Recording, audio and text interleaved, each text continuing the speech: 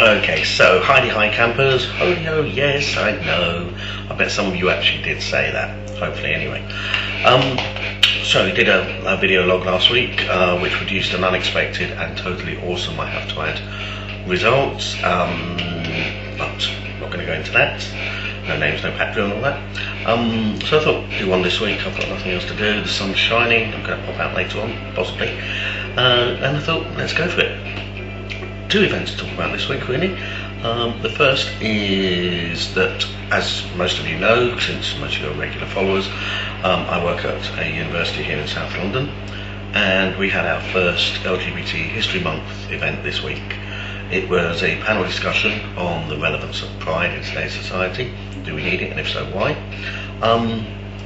It was good. I was one of the main organisers of it. I put in a lot of work to it, possibly too much work. Considering I didn't actually sleep virtually for the 3 days before, as I went through every possible scenario of what could go wrong, including one or more of the speakers not turning up, for which I wrote a short introductory speech, as all the speakers were going to do, about pride and things. So I was ready to, if someone hadn't turned in, to throw on my Superman cape, jump in and give a presentation. In fact, what I'm probably going to do with that, because luckily I wasn't needed, and all the speakers, who were excellent I might add, all the speakers did turn up.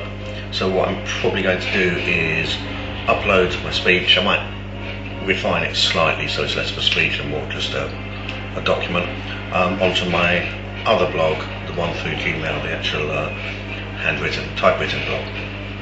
So anyway, that's what I'm planning to do for that. The actual event was great. It started off a bit slow, and I was worried, concerned that people weren't going to get involved with it, but then it went on. There was really good conversations. Most people stayed for a drink afterwards, and there was a lot of networking, a lot of chatting going on. So all in all, fantastic, well not fantastic, but a really good event. Had some superb feedback so far, and I'm quite happy.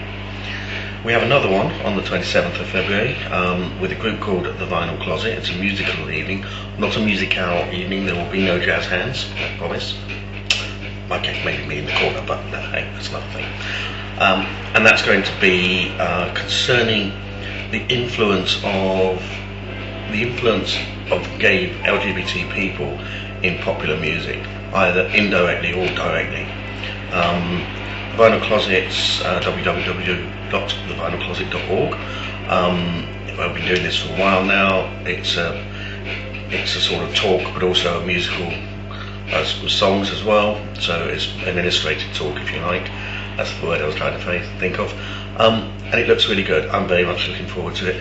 If you are interested, then you can get tickets still. They're through Eventbrite, so www.eventbrite.co.uk. And if you just type in LSBU LGBT History Month, you'll find the event that you're looking for, or the Vinyl Closet, I suppose you type that in. So that's coming up.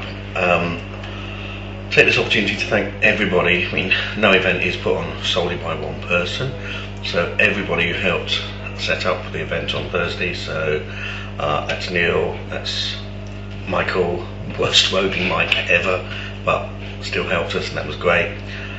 It's Laura, it's Tracy, it's Mark, and it is of course my wonderful Haribo wife, Lynn, who was fantastic, and amongst many other things kept me calm, which was good. So she was great. So I want to thank all of them. Put it on record here, I'll put it on Facebook. I'm not sure where else I can put it anyway, but thank you for all of them. Partially I'm saying this now because that's really true. I do want to thank them, and also because I'm looking for some volunteers for the 27th. Okay guys, so that's that really. Day after was of course St. Valentine's Day, February the 14th, wonderful day, blah blah blah. Now what is Valentine's Day? Well, it's quite interesting actually, because being sad and single and lonely, I thought I'd have a look. And as anyone who uses the internet for other things than what they usually use it for, we know boys, will find there are lots of ways to look up things on the internet. And Valentine's Day is very confused. The Catholic Church actually recognises 3 St. Valentines, all of whom were martyred. So We're not really sure which one we're celebrating. We think one, possibly two of them, were martyred on the 14th of February, and that is the day that's been chosen. So that doesn't really help, does it? There's also there's a theory that the whole Valentine's thing, by using it in February, was actually a way of Christianizing, horrible word, I don't know why I just made that up, some of the old Roman festivals, because on the 15th of February was Lupercalia, and I hope that's said correctly, but my Latin is not that great, which was a fertility festival dedicated to Faunus, the Roman god of agriculture, as well as to the Roman founders Romulus and Remus. Not exactly a nice festival by the looks of it. I mean, I'm just sort of half reading this here. So to begin the festival, an order of Roman priests would gather at a sacred cave where Romulus and Remus were supposed to be cared for by the she-wolf. The priests would then sacrifice a goat for fertility and a dog for purification. They would then strip the goat's hides into strips, dip them into sacrificial blood, and take them to the streets, gently slapping both women and crop fields with the goat hide. No idea. It sounds pretty gross to me, but anyway. Actually, that does sound pretty horrible. Roman women apparently loved this because it was believed to make them more fertile in the coming year. And later in the same day, all the young women in the city would place their names in a big urn, and the city's bachelors would each choose a name and become paired for the year with his chosen woman. These matches often ended in marriage. Oh, isn't that sweet? I'm not sure about the slapping with bloody goats on it, but anyway, some people are getting into that sort of thing, I think. The other problem with Valentine's is that there is a slight issue in that it is believed that Geoffrey Chaucer may have actually invented the whole Valentine's idea. Sorry about this. He links a tradition of courtly love with the celebration of St. Valentine's Day, feast day, an association that didn't exist until after his poem received widespread attention. So there we go, it could all be a made-up day as well. However, what it isn't, and what it shouldn't be, and let's be honest, it has turned into, is a hallmark day for smug marrieds and smug going outs. Yes, I did watch Bridget Jones on ITV2 in the evening, and I did sing along with Can't Believe It's Living Without You, and all those songs as well. So I apologise for that. But unfortunately it has become that, and if you're in a relationship of any sort, you are expected to do things on Valentine's Day. There's a lot of peer pressure on you. You know, what are you doing? Where are you going? Are you going out for dinner? Are you doing this, that and the other? You'll find that the price of flowers goes up. It then goes down again until Mother's Day when it shoots up again. We know how you guys work. Restaurants become booked weeks, months in advance for the Valentine's special, which is basically the standard meal that they do. However, you might get a glass of fizz or a red candle on your table. If you're single on Valentine's Day, well, there's two ways of looking at it. The first, and possibly the worst, is to go anti-Valentine's. And an awful lot of people were doing that. If you were looking at Twitter at all on Valentine's Day, you would have seen that. A lot of negative comments about Valentine's Day, including the fact that one of the 12 St. Valentines is actually the patron saint of leprosy. Okay, and I put that one on, so I know that was it, sorry. And there's almost like a badge of honour to be single on Valentine's Day and to not celebrate this hallmark celebration and blah blah blah blah blah. Not, you know, be there with a fold. It's my decision to be single. I've decided that's what I'm going to do.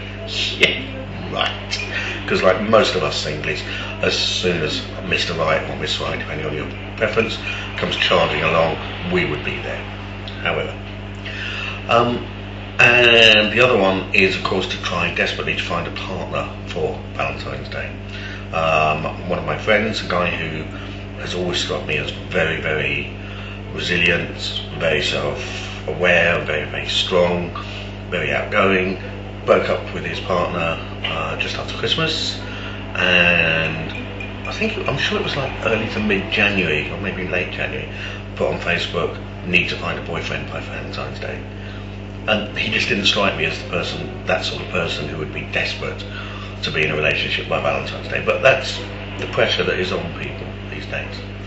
And that's a shame, because when you look at what certainly when I was a kid, Valentine's Day was about sending a letter, a card, a present, if you could afford one, whatever, to someone, to someone you loved or fancied, but you sent it anonymously, so they didn't know who it's from. I know lots of boys used to get cards from their mums, which they theoretically didn't know they got, and probably put them in counselling for years, but you were supposed to send anonymously. And that's fine, and I think, to be honest, to me that sounds a lot more romantic than expecting a present from the other half. But hey, horses for courses and all that. The problem with this idea of sending anonymously comes, of course, when you're in a relationship and somebody who isn't your other half sends you a present or a gift or a card or something. That can cause ructions, especially if you don't know who it's from, so good luck on that one. And that's it really. What did I do Valentine's Day? Nothing really. Me and Darth just sat here, we watched Bridget Jones' Diary, we had something to eat, no idea what, and that was it. So good luck everyone. If you did have a great Valentine's Day, fantastic. If you had a crappy Valentine's Day because you're single, don't worry about it. It's a cliche time, the right person is out there for you, blah blah blah blah blah. If you're happy that you didn't have anyone with you at Valentine's Day, then life is good.